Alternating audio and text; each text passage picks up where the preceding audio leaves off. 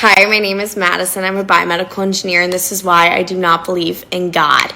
I want to start by saying this clearly because it matters the most. My atheism is not rooted in any anger, rebellion, or a desire to provoke. It is not a reaction to a personal trauma, and it is not the result of an ignorance or a lack of exposure. Okay, well, welcome to the show. This is the Forgive for God show. This video was requested that I go over this video and kind of refute these points. So basically, this is like the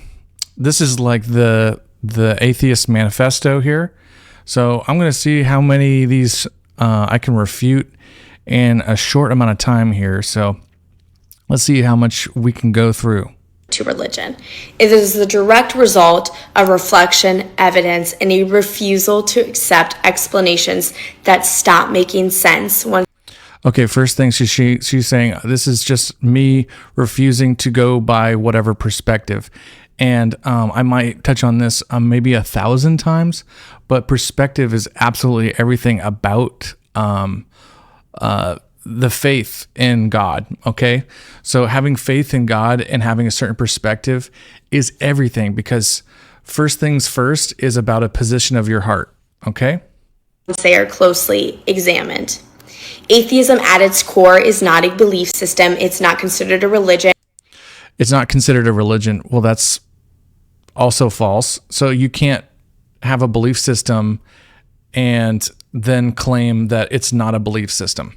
You see what I'm saying? You can't be like, oh, this is what I believe, but it's not a belief system. So I might be getting into the nuance of all these arguments, but that's what this is. It's how this works is how all of these arguments are put together are basically like you have like something that's true and then a shade of bad perspective, or like something that's like maybe assumed, but it's not really true. Okay. So that's one of the things. It's like, it's not a religion. And like, so she's going to go through a lot of these points so quickly that they seem like they're self-defining, but I'm going to try to see if I can stop them. And in the meantime, and it most precisely does not tell you how to live your life. So it doesn't tell you how to live your life. So anything that you do believe is going to tell you how to live your life. So this is another thing I'm saying, like, this does not define how I live my life. It's like, what are you talking about? Anything you believe is going to shape the choices you make. So it makes no positive claims about the universe, and it simply says no positive claims about the universe. Also, kind of what does that mean? As I am not convinced that a God exists. Well, that's just your opinion. Anybody can have their opinion. Everything else, the ethics, meaning. So that's what I'm saying. Like, people have a subjective view about God, and it becomes their own, and that's why they have their belief system. And I would not trust anybody else's belief system and base your belief system on somebody else's. Like, what is your experience?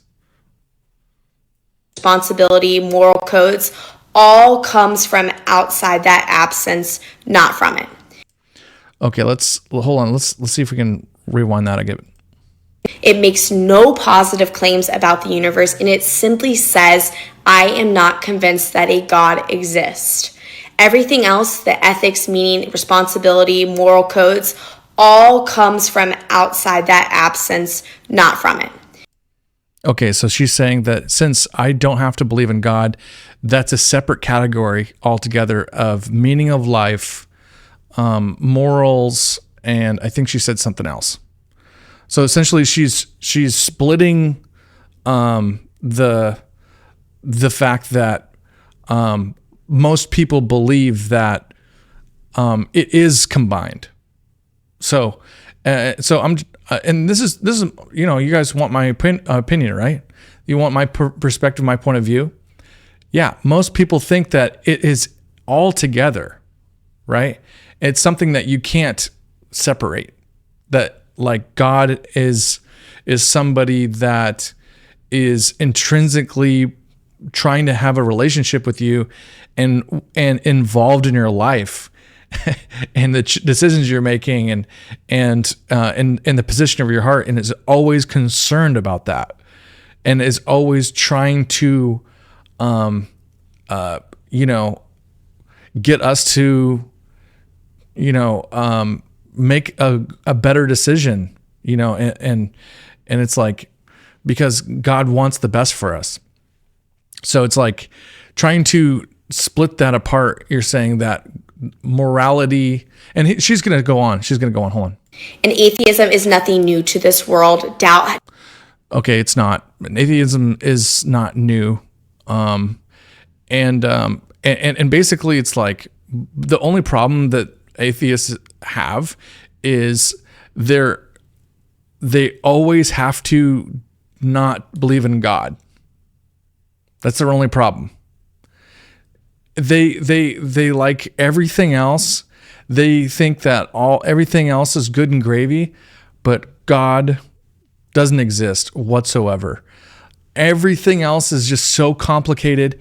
Everything else is just like this magnificent thing, but somehow he doesn't fit in the equation.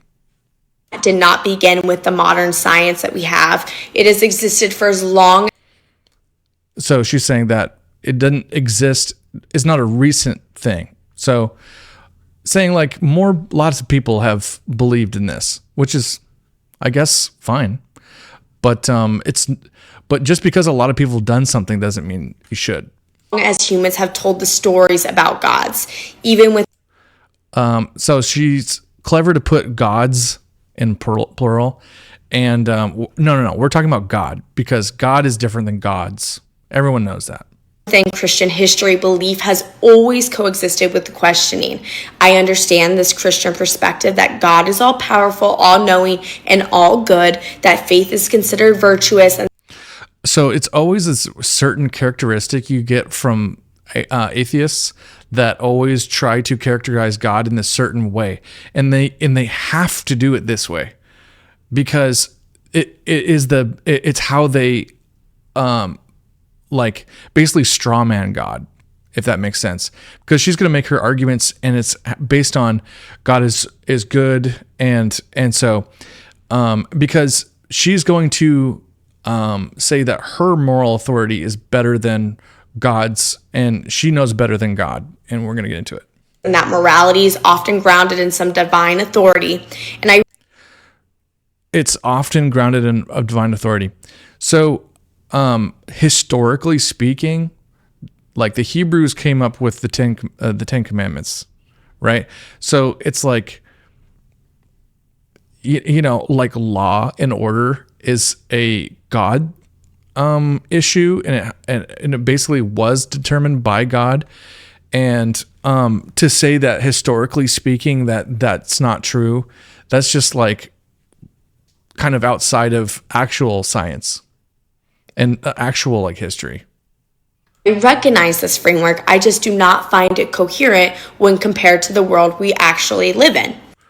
Well, that's your opinion. Like, you can find it coherent or not. Like, and coherent means like she doesn't understand. Like, so that's fine. One of the biggest reasons for that is the problem of evil. So the problem of evil, let's go. If God is all powerful, then he has the ability to prevent suffering.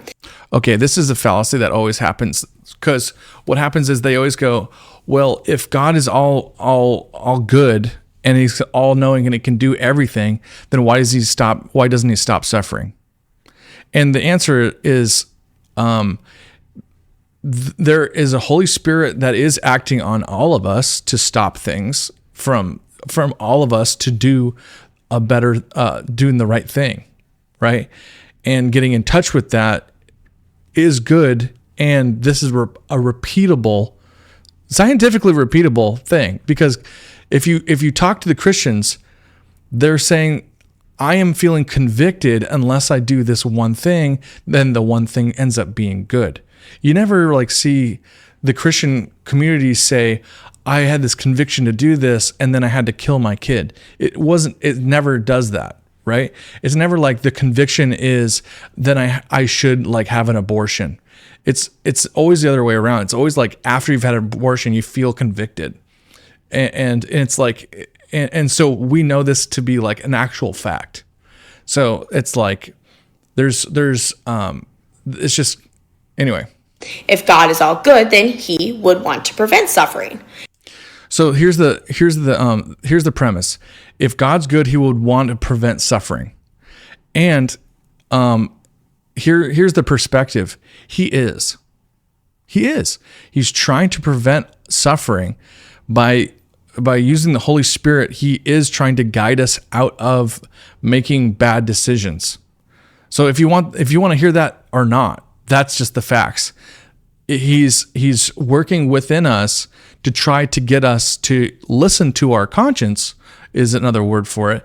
But our conscience is basically a scientific word for conviction from the Holy Spirit, because they don't want to use the Holy Spirit. They want to say your conscience, right? So anyway. And yet suffering is everywhere. So suffering is everywhere. So it doesn't mean so she's basically saying since suffering exists, so it's like, okay, but consequences exist, right? So it's like, and if God gives us free will, then we have to have consequences. So it's and like the fact that some countries have bad leadership and then they suffer, it's because they have bad leadership and they're suffering. It's like we see how good some nations are depending on how good their leadership is, and what is good. That's good according to who, and then good meaning godly, because like basically the best and most moral countries succeed the most out by giving the best to the people who live there, and we see this as an absolute fact. There's countries out there that have like the worst leadership, and they're just like dictators, and their people are suffering. This is not a new concept. Children die from aggressive cancers, genetic disease. Okay, so dying of cancer. So this is a hard truth to swallow that you see a lot of the time, and people get to this point and they go, well, if there's cancer, how come God doesn't stop all cancer? And basically, this is where you have to trust God's will, because you have to explain the gospel to actually refute this stuff. Okay, so I'm sorry if you have to listen to the gospel, but this is how it works. So basically, we're supposed to surrender our will for God's will. Okay, that's what a Christian is supposed to do. They're supposed to have a servant's heart for others and for the Lord. So basically, not putting yourself first, because putting yourself first before the Lord or for others ends up being selfish, and we end up doing a lot of selfish things that ends up hurting people that and so basically the best thing we can do is to serve the Lord and to serve others and to put ourselves basically last. And so when we put the Lord's will first, he has a plan for our life, and here's the hard part to swallow I was talking about, is realizing that God's will for our life sometimes involves chaos. Okay? Chaos sometimes happens in our life. And Christians call this the storm. Okay? And in Christianese, they call this the storm. So there also sometimes comes a storm.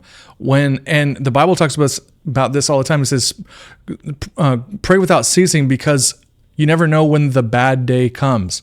Basically, there's bad days that are coming our way, and one way or the other. Like, they're just coming. We're going to have bad days. It's like we aren't living in heaven. So basically, we are going to have chaos in this world. And then we have to trust that God's will is going to happen in the chaos. No matter who dies, no matter who the storm takes over the boat or whatever, we have to trust that it's for the glory of God. Okay? There's so many instances in the Bible. That's basically what the Bible is just a log of all the times that some chaos happened and God did it for his purpose and plan. So just basically any Bible story and you'll see this pattern. Okay. So that's why it's like one of the most consistent ideologies about Christianity that Christians understand, that most people that have no idea about how that works and what the Bible is actually saying is going to come against and say, oh, see what I'm saying? So let's go on. Diseases are destroying bodies before people ever have the chance to live fully. So another thing that I'm going to stop this movie 1,000 times, okay? Because there's so many points I have to go over all of them. So the thing that, what did she just say? I forgot. We have earthquakes, floods, and okay. So what did she say? Wait, hold on. To prevent suffering, and yet suffering is everywhere. Children die from aggressive cancers. Genetic diseases are destroying. Oh, okay, yeah, that's right. That's what I thought. You aren't owed a life. However long it is not set in stone. God has his will for our life. We don't know when our time is up. We aren't owed an entire fulfilling life. No matter what you think your life should be at any point, we don't have control over that. And I would say try to find that as a truth at all. So basically, like, try to make that true and see if I'm wrong. Basically, what I'm saying is try to make your life a certain way. Try to imagine your life a certain way, and it's not. Like, there's no, like, it's like and it basically is true that it's like every time you try to make your life a certain way, it's just not, and you don't have control over it, even though that's what you want. And actually, most people are mad in this world. They're angry, upset, and scared and whatever, because they wanted their life to go this way and it went that way. Okay? And Christians have peace within the storm by remembering that God's will in our life is not necessarily something that is something that is good for his glory, and no matter what it is, and we have peace within that.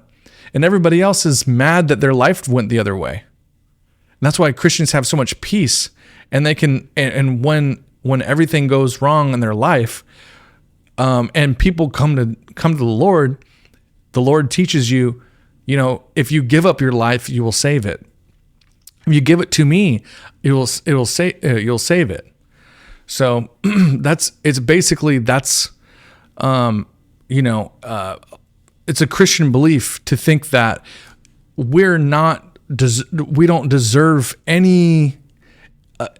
Every day is a gift, if that makes sense, and we should be thankful for every day and every opportunity that we get. Anything that we get is from the Lord, because if you think about it, we basically can't survive without the Lord's blessing, because we can try and I can go into my own testimony. I've worked 3 jobs and couldn't make any money. It's just, that's why I had to submit to this fact, because I felt the same way at one point. And bodies before people ever have the chance to live fully. We have earthquakes, floods, and hurricanes that wipe out entire communities without. Did you know that there's a thing that's called the act of God, and insurance does not necessarily cover acts of God? It's written in insurance. So acts of God includes this and that and the other thing. It's like, unless you get specific insurance for like fire, there's like, it's like hail is like consider it an act of God, and it's not like that's sometimes not covered under insurance. So like even the insurance companies is like knows God exists. So it's like, and it's like kind of a weird thing to say if you ask me that, like, you know, hurricanes exist, therefore God doesn't exist. It's a hard thing to like make that connection for me personally, because like that's kind of, it just doesn't make sense, because the world is so complex and interesting. It always leans more towards God existing than not for me. So, and then she's saying that since they exist and then they cause destruction, that's what I'm saying. We have to trust that God's will in our life is what his will is. You know, how many people have lived before us and they had to die somehow. All right. So discrimination, and we have mass shootings happening in schools, grocery stores, and even places of worship. So I would say that that's inherently just evil people, and those are consequences from the evil people, and God allowing those consequences. And again, even if they're people that go in and shoot up a church, that's still a like, and Christian people dying. She's saying like your God should be able to save you. And I would actually say, if you're curious about miracles, go Google it. There's miracle after miracle. People will say that there's all these kinds of miracles. Like God does do miracles and show up. So sometimes these are just straw man arguments that like, oh, shootings happen and people die and innocent people die and blah, blah, blah. But a lot of the time you'll see like innocent people surviving somehow, you know what I mean? Or basically there's this one verse that says like, it's like when the blind man received his sight from Jesus, and then the Pharisees went and questioned him, and they're like, okay, like what exactly was going on here, blah, blah, blah, blah. And then they said, who sinned that this man was blind from birth? Was it his parents that sinned, or was it him that sinned that made him blind from birth? And Jesus' reply was, neither. It's for the glory of God that happened. So basically we can know that even if like we have a handicap coming into this world, he's saying this is for my glory. He will make it for his glory. And that's what he's intending to do. These are not considered to be rare exceptions. They are built into reality itself. When this suffering that's okay. Is explained away as part of God's plan, the explanation collapses. How does it collapse? Plan that requires unnecessary and indiscriminate suffering, especially of children and innocent people, cannot reasonably be called good. At that point, God is neither. It just can't be reasonably called good? Is that the answer? Not all powerful, not all good. So she just says it's not reasonable, and so therefore he's not all powerful and all good. So essentially, since God's not doing what she wants God to do, now he's not all powerful, and that's not true. Just because God doesn't do what we want him to do and make the decisions that we want him to make doesn't make him not all powerful and not all good. So that's wrong. Or not real. Or not real. So she's just saying, or he's just not real. So, that's kind of where she's trying to go with this. She's just trying to say that he just does not exist. That conclusion is not based on my emotions. It is based simply. The reason why there's so many caveats here is like, it's not because I'm emotional. And she did this at the beginning. She's like, it's not because I don't have any experience in life.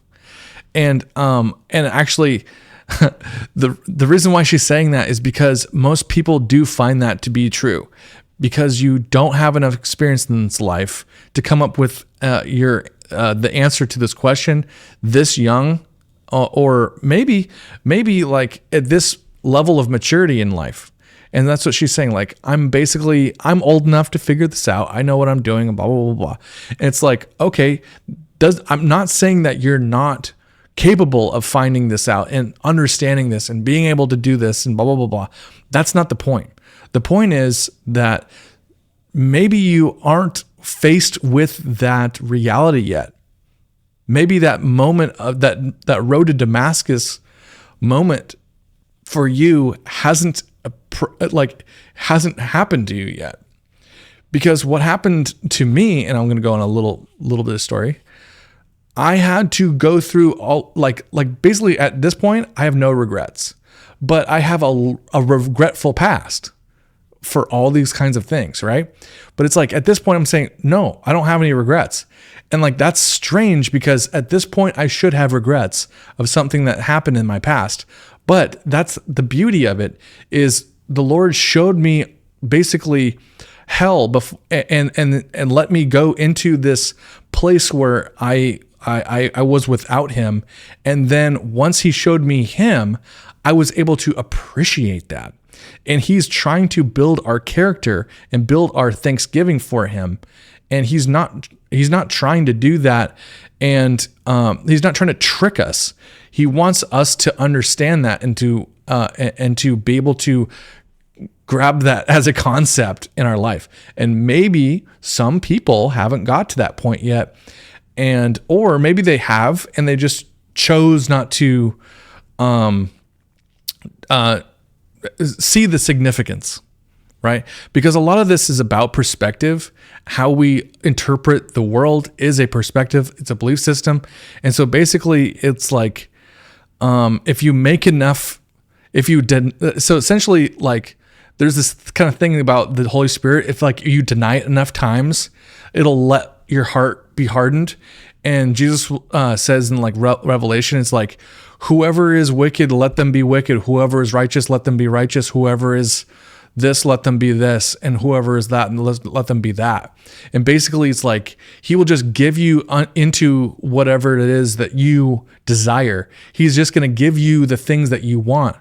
And honestly, another story time, I used to give my ex-wife everything she wanted. And sometimes it's like when you give somebody everything they want, they sometimes get angry. And it was, I didn't understand because I was giving my ex-wife everything she wanted. And then she was upset because the things that I was supposed to do something else, but by giving somebody everything they want, then they have it. And then there's no more to gain. You see what I'm saying?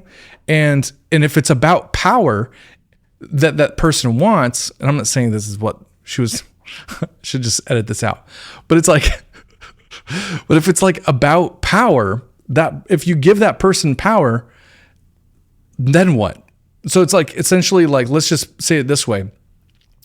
You can win all the battles, but if you have no peace, what do you have? Does that make sense? On the logical explanation. Science does not ask me to suspend my reasonings in moments like this. Okay, why? The scientific method is a structured way of understanding. So she's gonna use science, but science is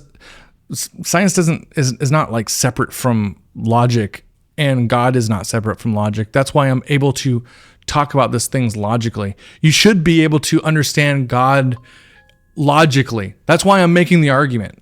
You should be able to use God to change your mind. Like, you should be able to debate this stuff because the fact is your mind must change, and then it will change your heart.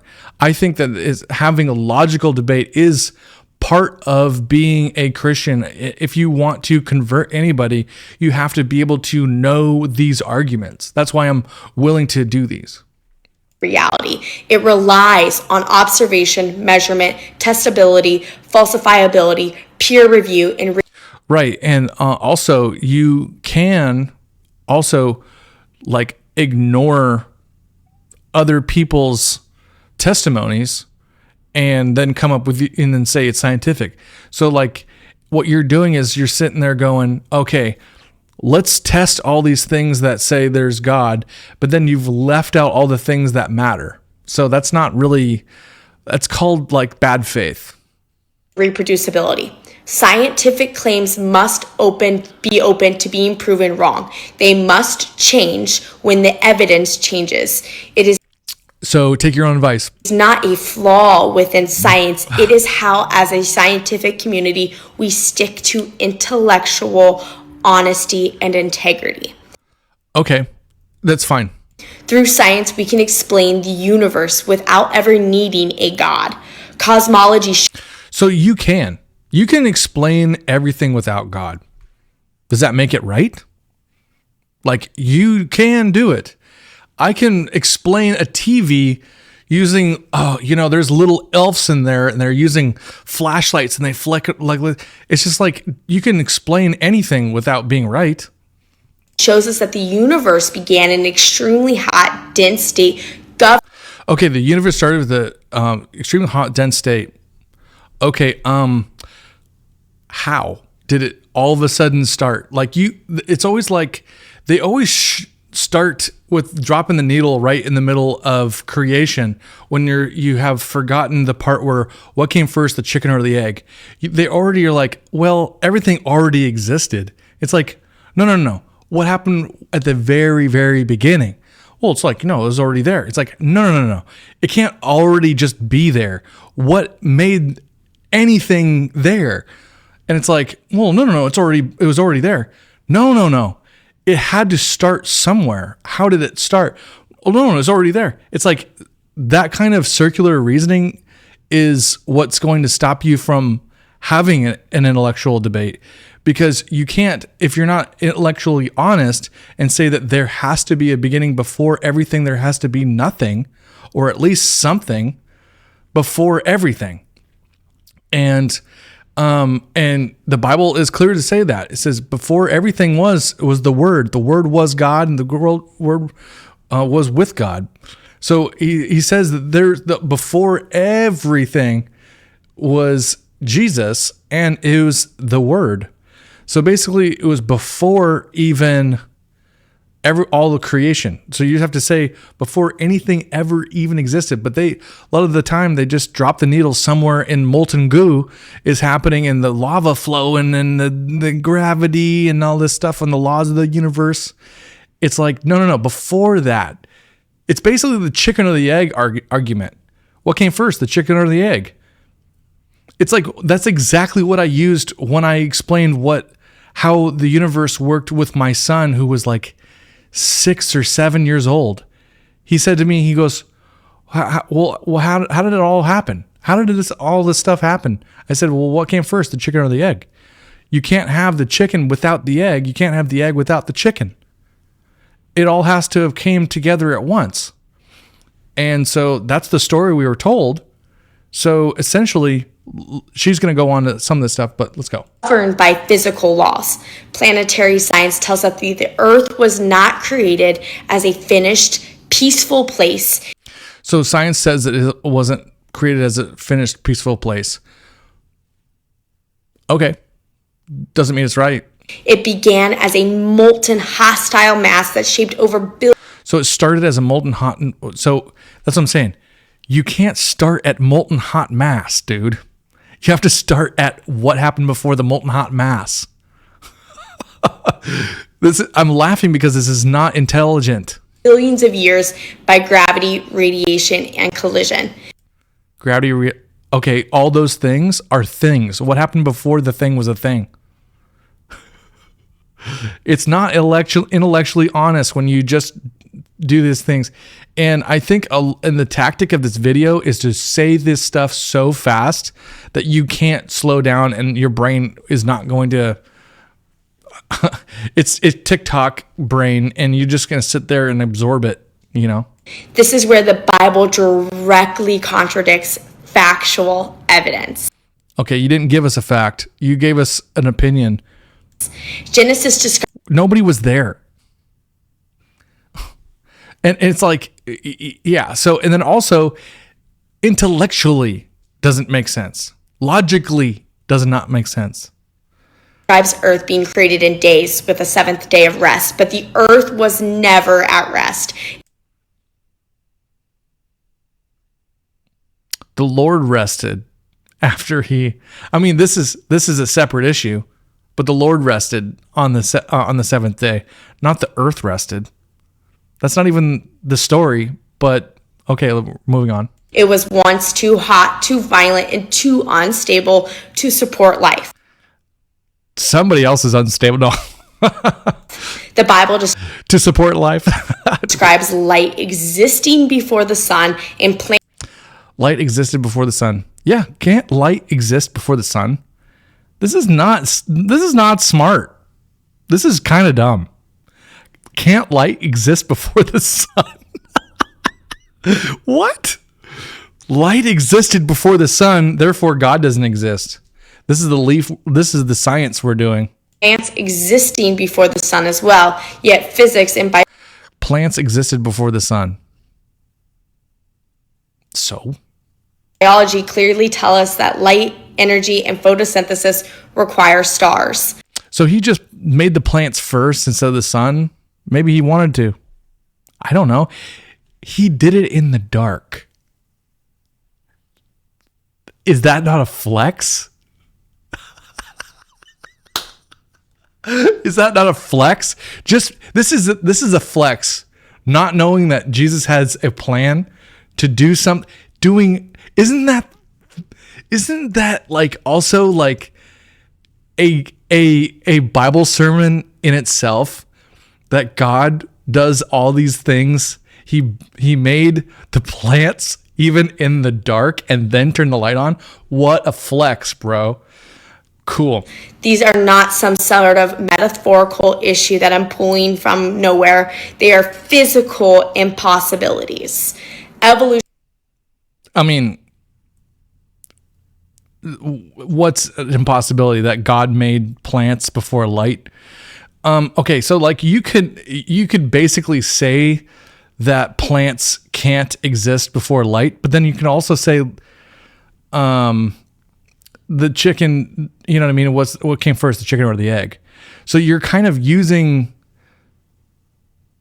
like creation itself to, like, you're trying to prove your point, and that's kind of weird. Evolutionary biology further challenges the idea of humans as a sudden, separate creation. We have genetic evidence that shows shared ancestry between species.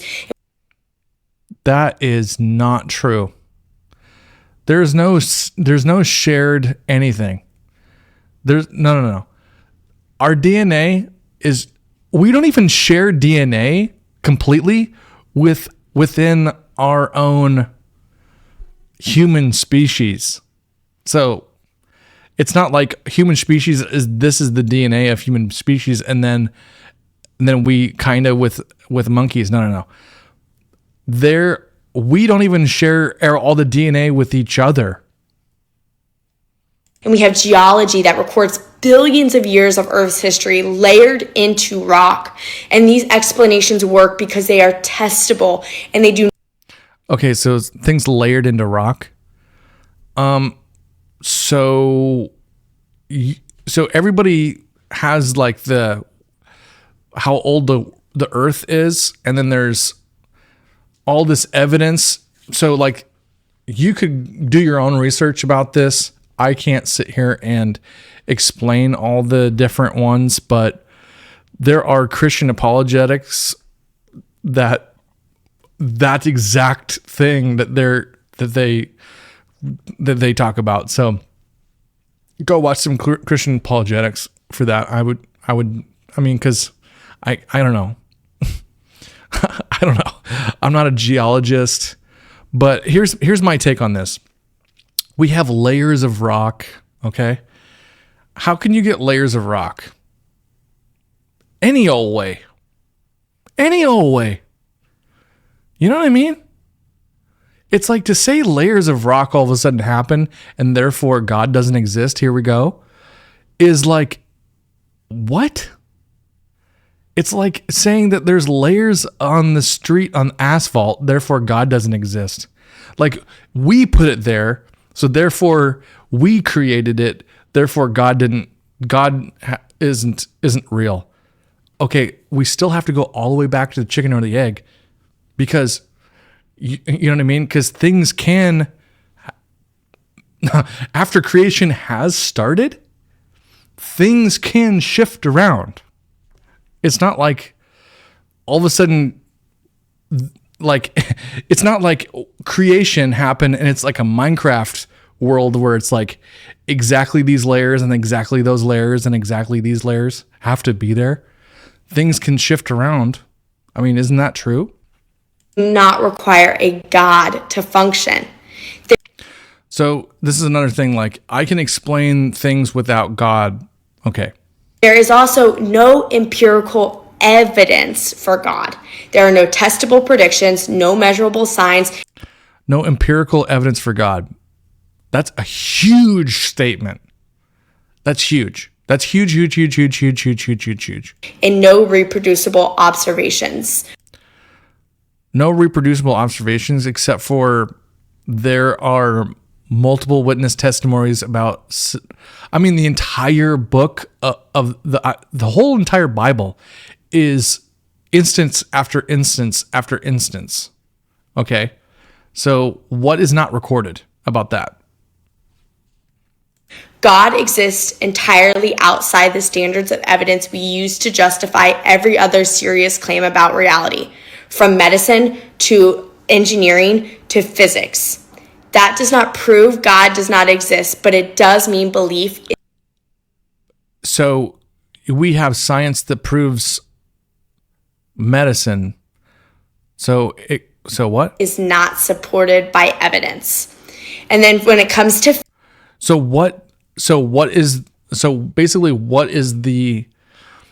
essentially what you're saying is, okay, we're going to start a science experiment and this is how it goes. But nobody has, what are the terms of the science experiment that God doesn't exist in it?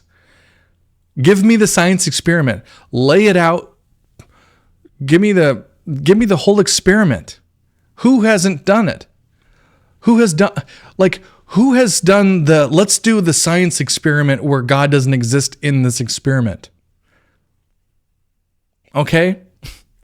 And honestly, us debating this at all, and there's anything to debate, and if there's any evidence whatsoever, this is the science experiment that we're doing right now.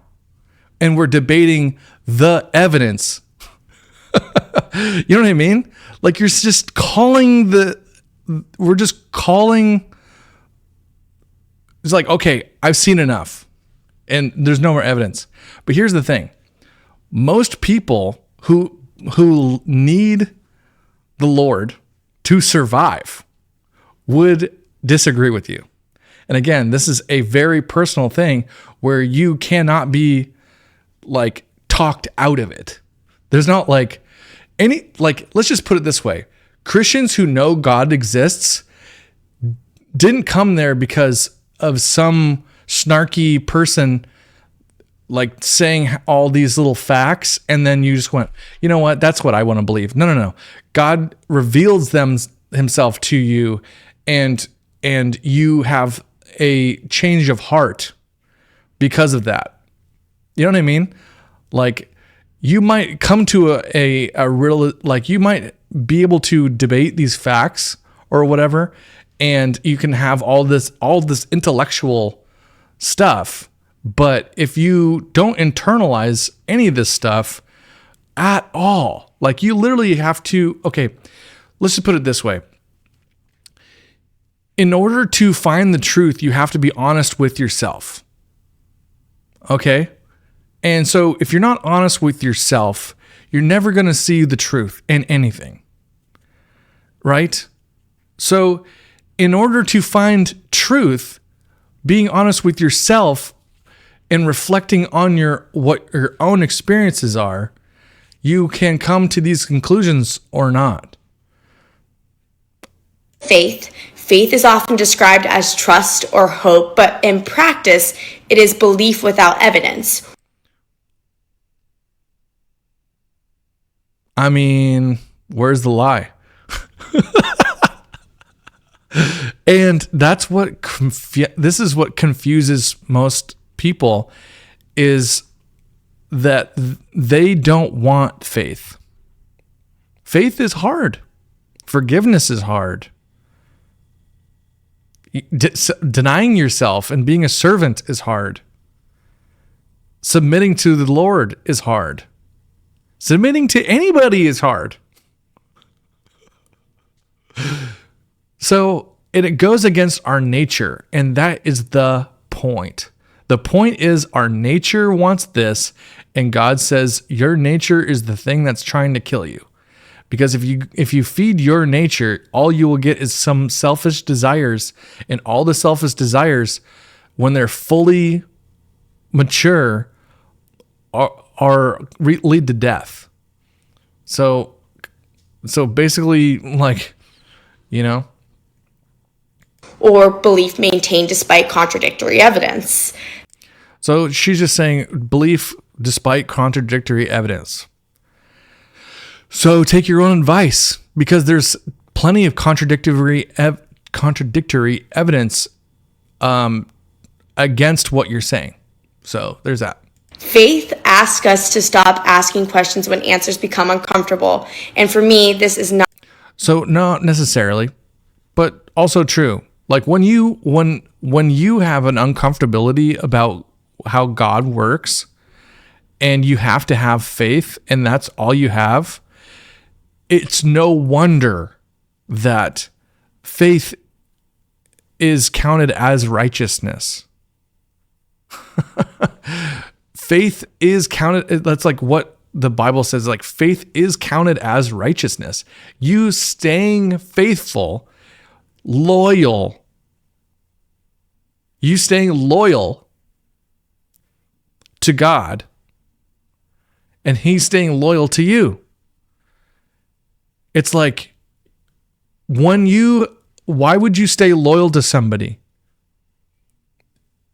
And you, like, basically people aren't loyal to anybody unless they know that that person is good and has their best intentions. And when you realize that God is good, has your best intentions, you will be loyal to Him. Not a pathway to truth. It is a way to preserve that belief. And I want to address more. It is belief without evidence, or belief maintained despite contradictory evidence. Faith asks us to stop asking questions when answers become uncomfortable. And for me, this is not a pathway to truth. It is a way to preserve that belief. So she's saying it's a circular argument. Like, so she's saying that it's a way to preserve your own belief by saying you have belief. Belief gives you, but that's kind of the nature of belief. So you have the same fallacy within your belief system. You believe it, so therefore it's reinforcing that on you.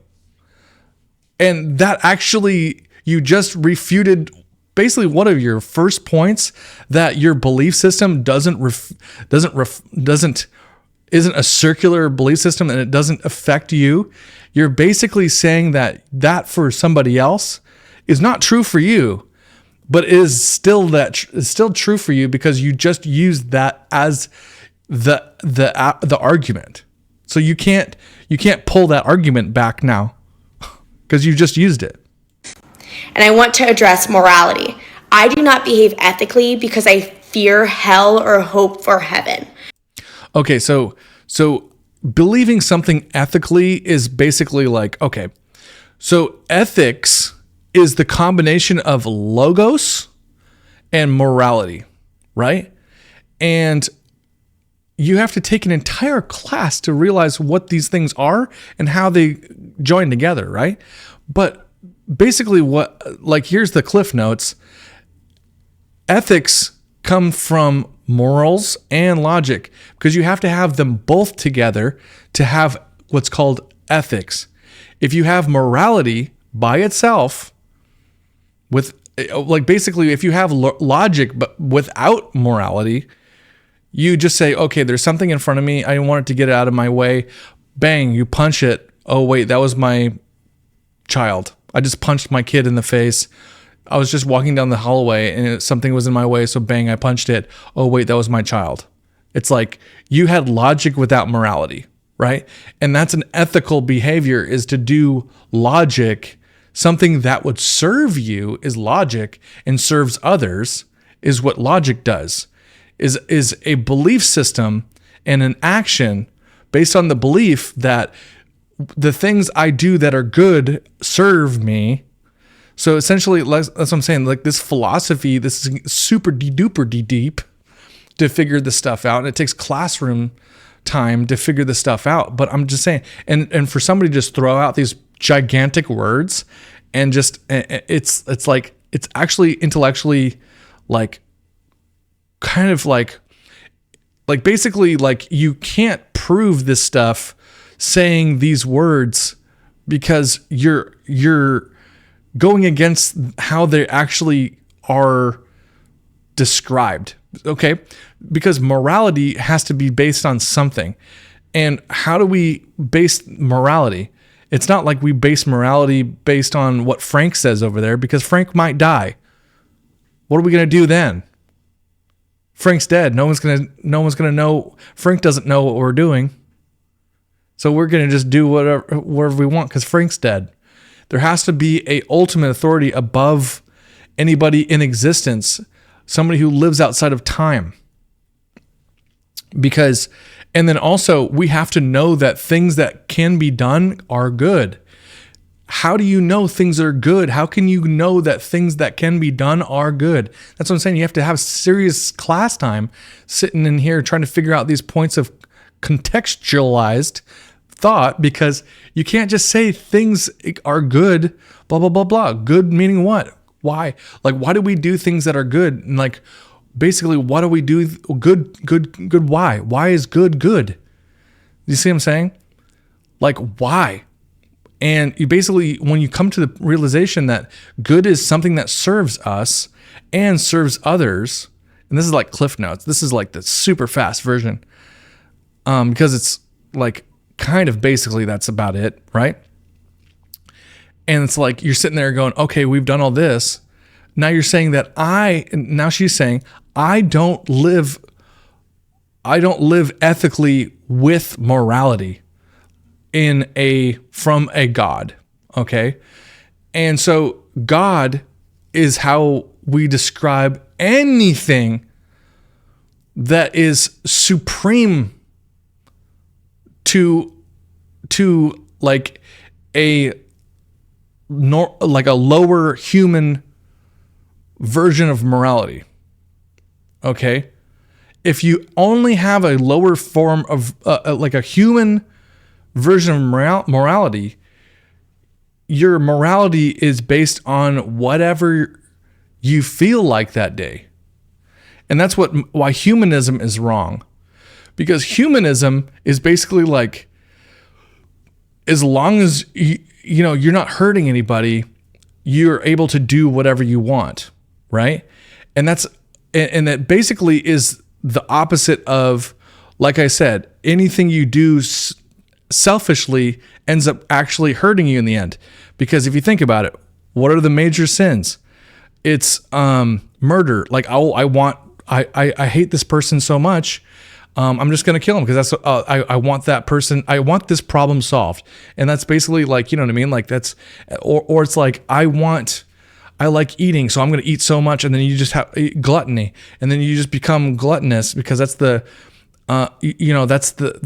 that's that thing that you want to do for yourself in its most mature form is like, I'm going to eat as much as I possibly want. And it's like, well, actually, no, having restraint is more healthy than gluttony. Having restraint is better for everybody than murder. Having restraint is better than lying about somebody, even though you want to, because ultimately you look better and people can trust you if they know that you're not just lying.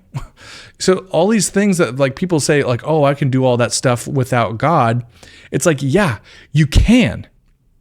And then they're saying I can have all the rules without God. And it's basically like, Yeah, the Jews did that for a long time. Do you see what I'm saying? And that is the literal reason why Jesus came back and said, you know the law, but you don't know the spirit of the law. You followed the law, but if you knew the law, you would know me. And they were like, what are you talking about? Because the law itself explains why you love others. Okay? It's explaining why you treat somebody a certain way. That's what the law is purposed to do. It's like, yeah, you can just follow the rules, but it's like you go to a kid and you tell them to basically you tell them, you go say sorry, and they go, I'm sorry. And they don't really feel like that. They don't really feel that in their heart. And they really want to punch that person. You go say they're sorry. I'm sorry. And you're like, no, have a better attitude. And you have a bad attitude, blah, blah, blah. You need to figure that out, blah, blah, blah. Right? Because that kid does not feel that way in their heart. And you can tell, and they have a different perspective other than being sorry. Right? And so that's what I'm saying. You can fulfill the law by doing what you're supposed to do, by telling that person, I'm sorry. But the purpose of the law is for that interaction of you not wanting to hurt that person and to not want to actually feel that way. And that is what we're supposed to want to do. Okay? I do not need the threat of eternal punishment to be a good person. Okay. Yeah, and actually, most Christians should feel that way. But sometimes, hey, look, we all human out here. Sometimes that's the last thing holding me back from doing something I shouldn't do. Can I be honest? And that's the point of being honest with yourself. See what I did there? I was honest with myself, and I could say, you know what? That is literally, because being honest with yourself lets you and everyone know that you're really not that hot.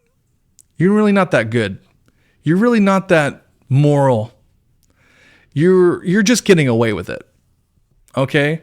We're not really, really nice people. We're following the rules in society a lot of the time.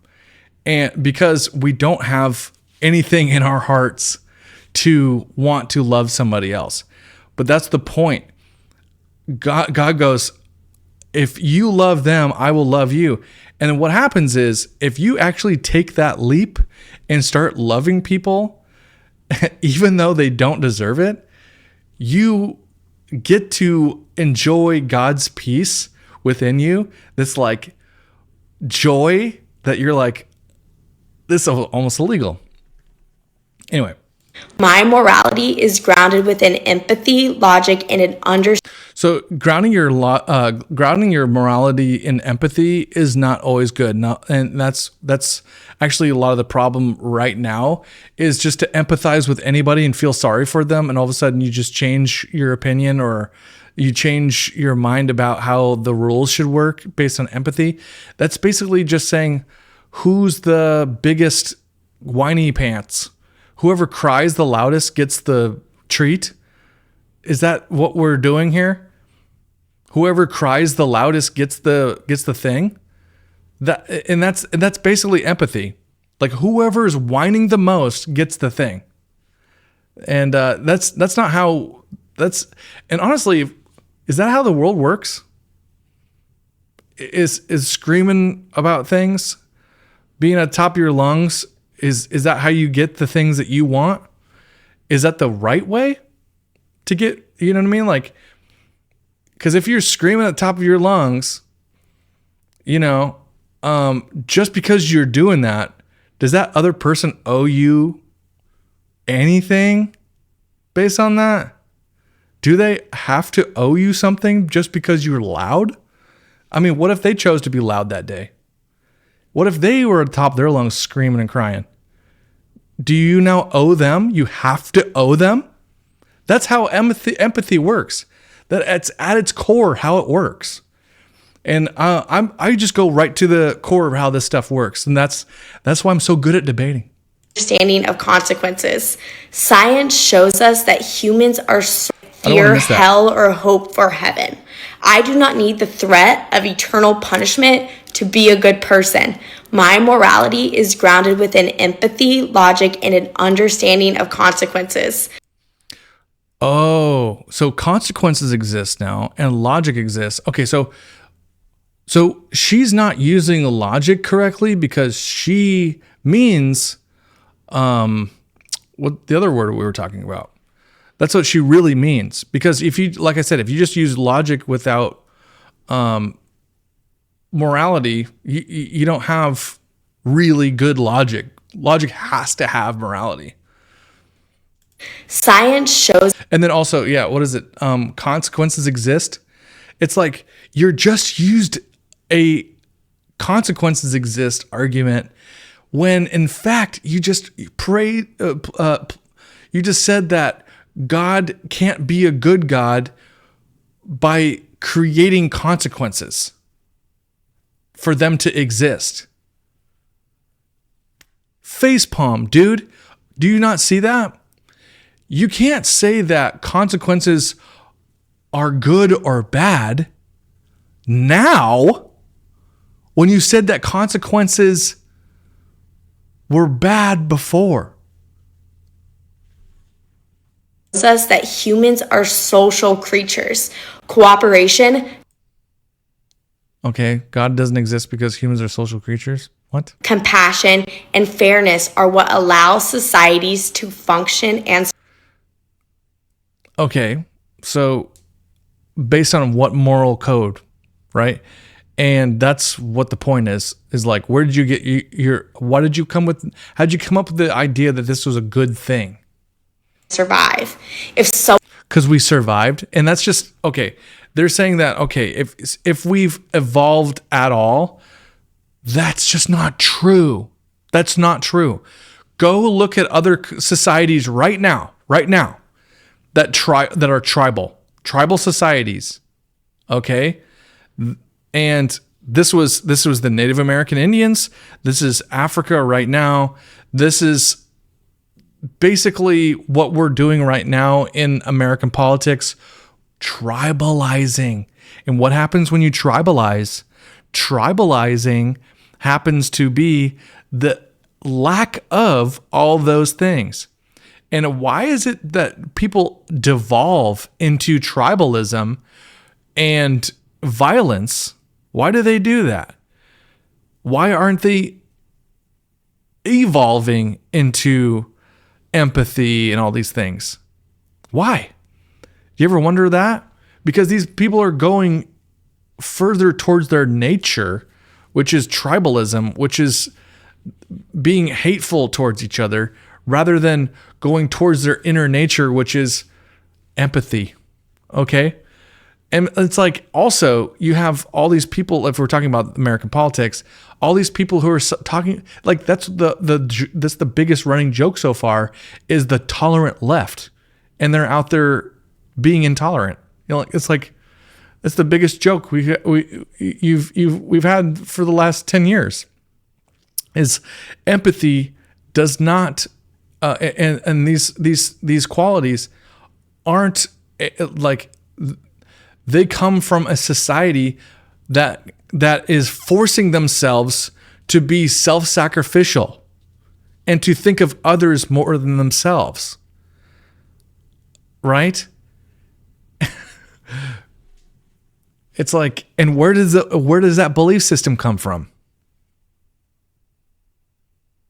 And what countries are not doing that are having a hard time getting out of tribalism? And what is the worst part about right now, the politics right now? It's becoming tribal. It's a regression. It's not good. Someone is only good because they are being watched. That is not. So if you have accountability because you're being watched, isn't that good? I mean, I feel like that's good. You should be accountable one way or the other, but some people, like I said, you tell a kid to be sorry and they're not, right? They're just not, because they don't have that. They don't have that in their heart to want to do that. And why? Why do they not? Because they hate that person and they don't have forgiveness in their heart. And what religion says that you must forgive and give charity to others and forgive those who don't deserve it? Christianity, the religion of God. Not morality, it is a compliance. And I am a Compliance, actually, so saying compliance is a perspective issue, okay? And if you're complying to something, like I said, you can have compliance for the rules, but if you don't have a change of heart, then that's not good, right? So we should have a change of heart and not just comply. I mean, I agree with that. We shouldn't just comply with things. So, I mean, fair is fair, right? good person because I understand suffering, because I value human life, and because She understands suffering. She values human life. So reason tells me that reducing harm makes this world a better place. right, reducing harm does. Religion, in my view, is a human response to uncertainty. So she didn't really say anything back there. She doesn't want to say that. She's just saying that according to her belief system, reducing harm is the most good. Okay, so essentially that's still it's a logical fallacy, right? Because what is also reducing harm? Putting somebody in a jail cell. This is, again, using logic without morality. Keeping somebody safe by locking them up in a closet is not humane. Like, well, I don't like using humane because it's like a loaded word now. But it's like not good for people, right? But you're still getting the same thing. You see how this is like, it on its face, it kind of does sound like words that you should use. And it's like, Jim, you should just get along with this program because it all makes sense. But it's like, I already know you've already told me at the very beginning of this, you're making the argument against God as a moral authority. And so if you've taken God away from as a moral authority, you're making yourself the moral authority. You are. And we have to be. And so basically, if you're the moral authority here, and then everybody in the world is a moral authority of themselves and over others, people have different morals than others. And now it's whatever it is. It's whatever's going to happen. Whatever you're feeling like that day. And and we shouldn't all just go off of that. Does that make sense? It offers comfort in the face of death, randomness, and I mean, is it okay? So what? If you have comfort in the face of death, and okay, also, is death scary and why? Why is it scary? If you think that this life is meaningless, but no, wait, you're not a nihilist. So how do you crack that egg when you're saying that? Like, how do you do that? Because that's a mental gymnastics to try to say that since life exists for a purpose, therefore, but also dying is still not bad. Because what you're saying is you can kill people because it's really meaningless, because we don't have a moral authority, and you shouldn't fear death. But also she's saying it's it's a belief system that helps us deal with the fear of death. So you can't have the fear of death without having a purpose for life. Right? In the unknown. I understand why that would be appealing. And the unknown. So you're using a Christian belief, or what most people would say is a belief that there is an afterlife. And why would they have a belief in an afterlife? Christian beliefs of the afterlife is a Hebrew, it's like back in the day, bro. It's like, okay, even if you said that some other religion before, and it's like, that doesn't even exist. Because the Hebrews have like the whole, like basically the oldest texts, you know what I mean? Like they're back there making Bibles and stuff. You know what I mean? What other religion is out there making Bibles? But also it's like, even if you were creative, you could say, oh, there's an afterlife. And you can come up with a religion to say that. And it doesn't mean that there isn't or is. But what we know as Christians that there is. So you're saying that there could or couldn't be, right? And if you're saying there could or couldn't be, and it's just like, whatever, all you're saying is, what did you say? And because reason tells me that reducing harm makes this world a better place. Religion, in my view, is a human response to uncertainty. It offers comfort in the face of death, randomness, and the unknown. I almost missed the randomness. The first time when I watched this video, that was something that I was like, randomness. So, is this random? Is everything random? Is everything in the world random? So it's like, you can't have it both ways. You can't have things, oh, look at these systems that are so specific, chicken or the egg, right? Like having storms and seasons, and when they, you know what I mean? And like different plant cycles and different birth cycles of different things, and like everything, like, you know what I mean? Like the complexity of Earth. You have that, and then you're also at the same time saying, random. So, okay, the randomness. So Christians don't believe it's random. So you're saying that it's a cope. That's basically what she's saying. Christians are just coping with all this. It's all a cope. That's everything she's saying, is just we're coping with it. And life's random, so we're just coping with it. So that's basically what you're saying. Known. I understand why that would be appealing. It's appealing. It's like what people want. People just want to be able to cope with life. Okay? I mean, that's true. No. People do. People will use everything to cope with life. If they don't have peace in their heart that goes beyond all understanding, they will cope with everything. They will drink and smoke and do all kinds of stuff because because they're coping with their life. And why are they coping with their life?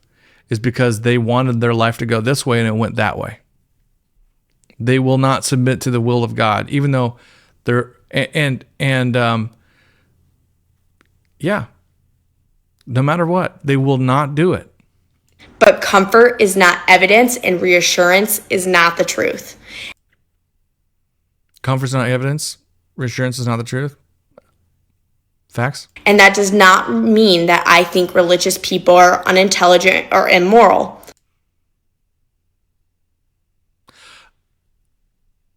So, okay. Because they're not. Cultural context matters.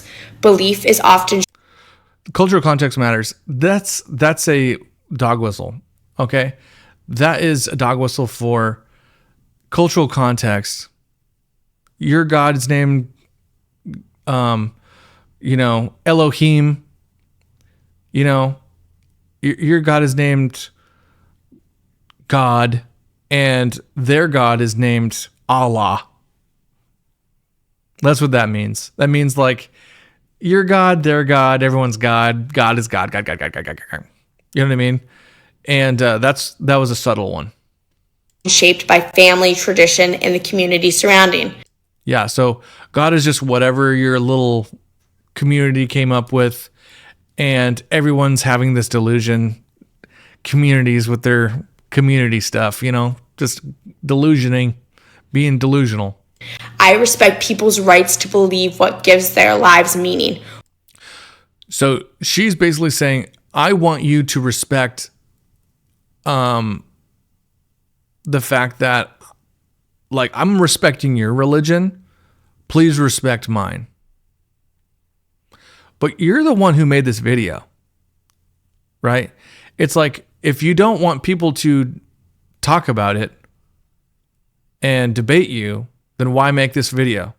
And I'm doing this because somebody asked me to. Somebody said, hey, what's your take on this stuff? So I did. So I'm making this video. But all of this, you could have just said, I'm an atheist. Don't talk to me about God. You didn't have to go through every single little thing. But basically what you're doing is you're trying to convince others. So essentially you're not even taking your own advice by leaving people alone to their belief systems, because now you're trying to convert people. So don't say that, don't take this like half in, half out road and talk out both sides of your mouth, basically, because you're saying, I just want to, can't we just all get along?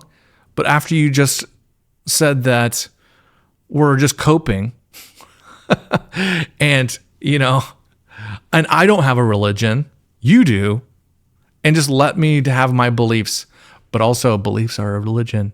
You can't just have beliefs.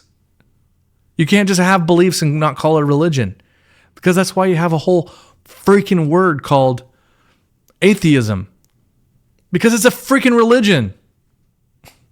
What I ask for in return is the same respect for my refusal to accept claims without evidence. Okay, sure. It's like, okay, if you have all those claims without evidence, that's just called atheism. All right. So this is just like a jab on the way out, right?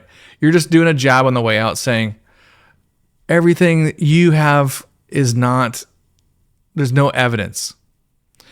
But here I am. I'm evidence. My life is evidence. So there's that. So it's just so strange, because the evidence are people's testimonies, and the people who have been affected by the Lord are living people. All right? It's like people who can come up to you and talk to you and say, this is what happened to me. Does that make sense? Like, there are people that can just like walk up to you and explain what happened to them. So it's like you're saying that there's no evidence. Like, what kind of evidence are you looking for? Are you looking for evidence like creation? Creation's pretty sweet. Creation's pretty, what came first, the chicken or the egg? Where's what evidence where? What do you need for evidence? It's like most people think that God is a genie, and then if they prayed for something and it didn't appear in their hand, like, okay, God, if you're really real, I want $1 million right here in a briefcase right here in my hand. It's like that is like, that's just not how this works. And the fact that you don't like how this works doesn't make you right. Okay? That doesn't make you right. It just means that that's not how this works. It's like You know what I mean? Like, that's just not how the game is played. Nobody else debates how basketball is played. Nobody else debates how football is played. You have a set of rules. You follow the rules. That's how the game is played. Nobody else debates that. Everyone knows how tennis is played. But as soon as all of a sudden, well, this is how life is played, everyone goes, what? That's not how I would make the rules. It's like, you be God and you make the rules next time, okay? I'm not attacking anyone's faith. I'm just... Yes, you are. You just call everybody who has faith coping. You said that they have no...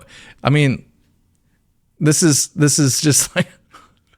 I'm not doing that. I'm not... He's an idiot, but I'm not calling him stupid. Simply declining it. Simply declining it. You just went on a tirade with a million points that it took me an hour to go over. Welcome open dialogue, and not to win, not to... This is not open dialogue. You just made up your mind. How is this open dialogue? Open dialogue would be this. I've had some questions about this or that. This is what I found as evidence. What would make this evidence and this evidence not? Going over the evidence is a way of being intellectually, like, sound. Is like how you would do a debate, how you would have an open debate, is going over the evidence. When you've already come to the conclusion paragraph and you're wrapping it up, making up your mind, how is anyone going to have any dialogue with you? And I know she's done, but I'm just like, the logic doesn't end how stupid this is. To mock, but simply to understand. You're not mocking, except for you just said everybody who has a religion is coping. And it's like, here's the thing. Christians don't care. We don't care. We don't care that you think it's stupid. We don't care that you think it's dumb. We don't care if you think that we're just lost our absolute marbles. We don't care because we feel bad for you for not getting it. Because this is the ultimate test for you to be able to get this. Look at that face. Look at that pause. This is the ultimate test for you to be able to get what I'm talking about here, because children can understand what love is for others. Children get this. So the only problem is you're an adult. And once you've gotten indoctrinized and go through these indoctrination places, these places give you all the other points of view, you just say, okay, well, that's what everyone's getting taught. I'm going to just do that for fear of not being the only one that thinks the opposite. Because let's be honest. Again, let's be honest. People just want to have their jobs. They want to be successful. They don't want to have all that drama. They just want to do the thing that's right, what everyone's doing, and so they can be successful, so they can make enough money so they don't have to deal with anybody, and just so they can chill out. Right? I mean, like, so. Ask questions, challenge ideas, and I let them fall or stand on their own merits. Well, how's that? Truth does not fear examination. It's so funny because, like, these are things that Christians say, and this is kind of cute because this is like things that Christians say, and because they have so much to actually use for logic, they actually use a lot. I mean, I just use logic for the whole dang thing. And moral logic, right? I do not believe in God, not because I reject meaning, but because I value evidence. Wait. I think she just revealed something there. Let them fall or stand on their own merits. Truth does not fear examination. I do not believe in God, not because I reject meaning, but because... Not because I reject meaning. So it's hard to have, like, what's the meaning of life? Like, not that I reject meaning. You see what I mean? Like, that's a pretty heavy statement. Like, not that I reject meaning. Like I said, nihilism, it's like, who cares if somebody dies? They're just a body. They're just dropping. Right? So who cares if you kill them? Who cares? There's no meaning. And people can't have this debate about what's good or not without an ultimate authority. They can't have this debate about creation without going chicken or the egg. They can't. They cannot. That's why they can't have these debates. This does not work. Intellectually, does not work. Nobody knows how the chicken or the what was the chicken or the egg. It has to be both. Has to be created. So nobody can win this argument every time. So they just choose to believe it, and then they have faith in something that they have no evidence for. There's more. You have to have more faith to have evidence in whatever that is than what is clear in front of you. What came first, the chicken and the egg? You have to have more faith to not believe in Christianity. I value evidence, not because I lack morality, but because mine is grounded within reality. Okay. And not because I'm afraid of nothing, but because I am willing to face uncertainty honestly. This is not... Uncertainty about what? Okay, this is another dog whistle. This is saying that nobody can know. Nobody can know. Okay? Nobody can know.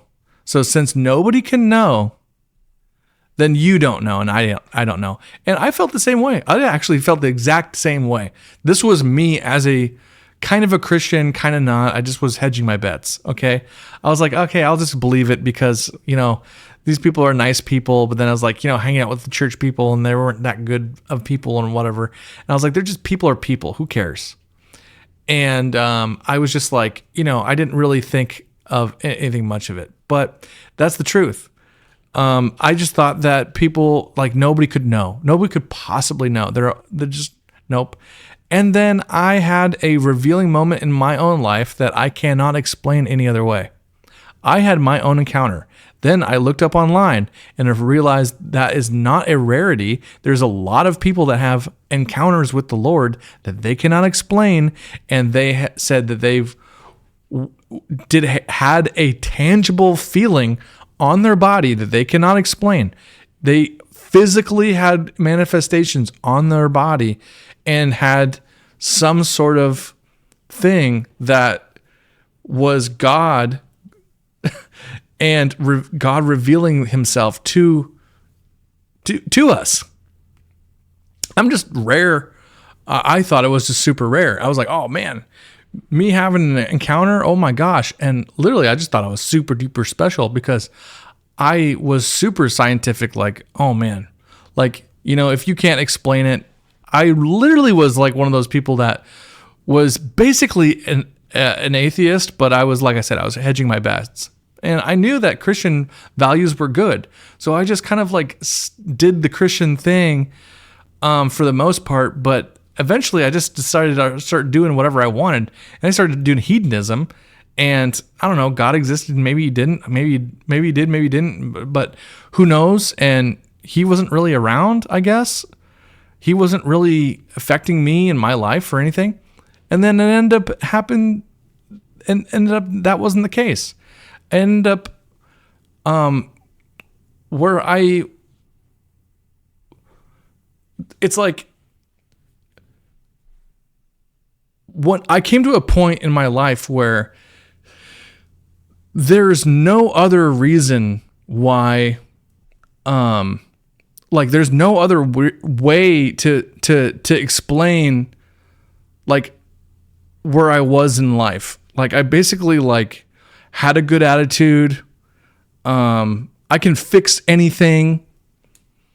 You know, I got up at 5 a.m. and had like 3 jobs and I couldn't make any money.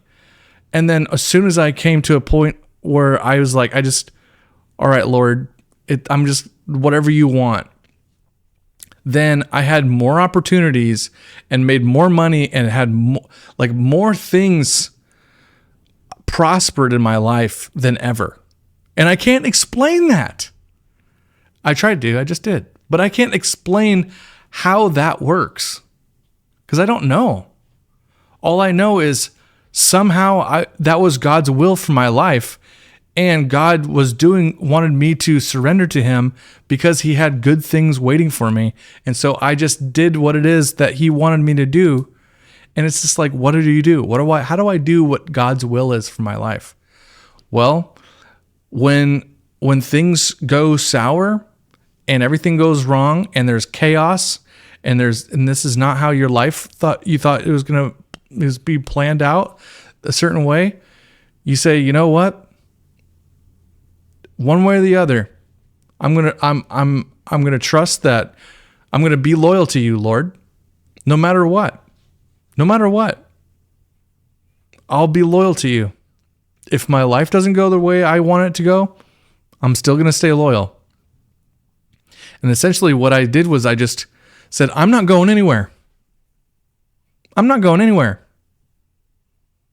You're not going to get rid of me now. And I just said, I'm stuck to you like glue. If you want me, you got me. This is who I am. And now we're here. So let me know what you guys think. Like, share, and subscribe. Thank you for joining me on the Forgive for God show. This was so awesome. I really loved this. This chick was pretty neat, pretty cool. She was something else, really, for sure. I was such a delight.